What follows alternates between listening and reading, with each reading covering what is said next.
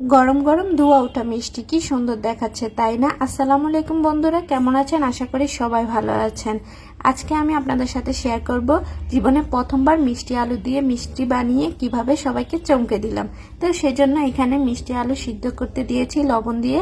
মিষ্টি আলু সিদ্ধ হয়ে গেলে ভালো করে ম্যাশ করে নিব। আসলে আমি এটা সবসময় সবার মুখে শুনেছি মিষ্টি আলু দিয়ে মিষ্টি তৈরি হয়, কখনো বানাইনি, আজকেই প্রথমবার বানাচ্ছি। তো সেই ভিডিওটাই আপনাদের সাথে শেয়ার করছি। তো এখানে দিয়ে দিলাম মিষ্টি আলু ভালো করে ম্যাশ হয়ে গেলে এখানে দিয়ে দিব গুঁড়ো দুধ আর দিয়ে দিব একটু ময়দা।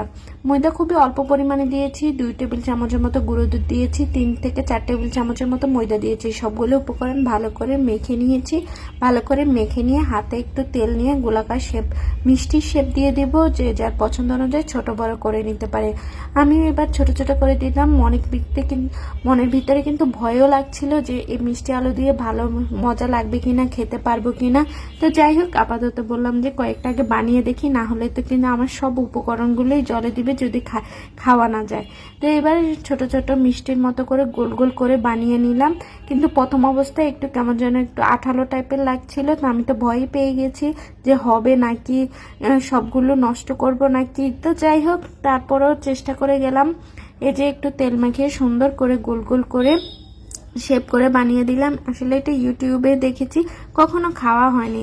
তা আজকে নতুনভাবে ট্রাই করলাম। রোজার সময় সব সময় এক ইফতার কিন্তু ভালো লাগে না, এগুলো ট্রাই করে দেখলাম যে কেমন লাগে। তারপর সবগুলো আমি গোল গোল করে বানিয়ে নিলাম। আর এইদিকে শিরাটাও তৈরি করে নেব একটু পানি দিয়ে। এর মধ্যে চিনি দিয়ে দিলাম, আমরা লাল চিনিটাও খাই তাই এখানে লাল চিনিটা দিয়ে দিলাম।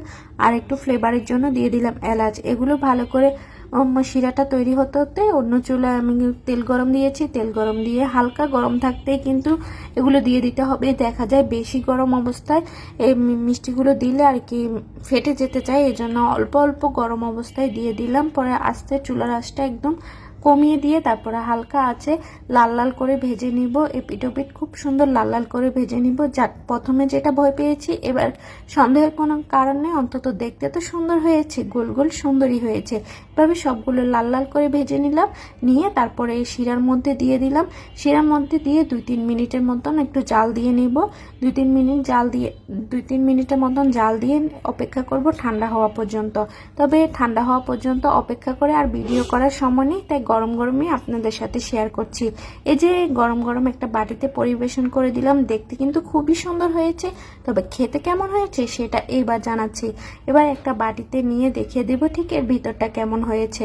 এই যে এর ভিতরটা ঠিক এমন হয়েছে। আর খেতে কিন্তু অতটা বেশি ভালো ছিল না, মোটামুটি ছিল। তো যাই হোক, আলহামদুলিল্লাহ আমার মিষ্টিগুলো সবাই মিলে খেয়ে কিন্তু অন্তত শেষ হয়েছে। ভিডিওটি যদি ভালো লাগে লাইক কমেন্ট শেয়ার করে আমার পাশে থাকবেন। আল্লাহ হাফেজ।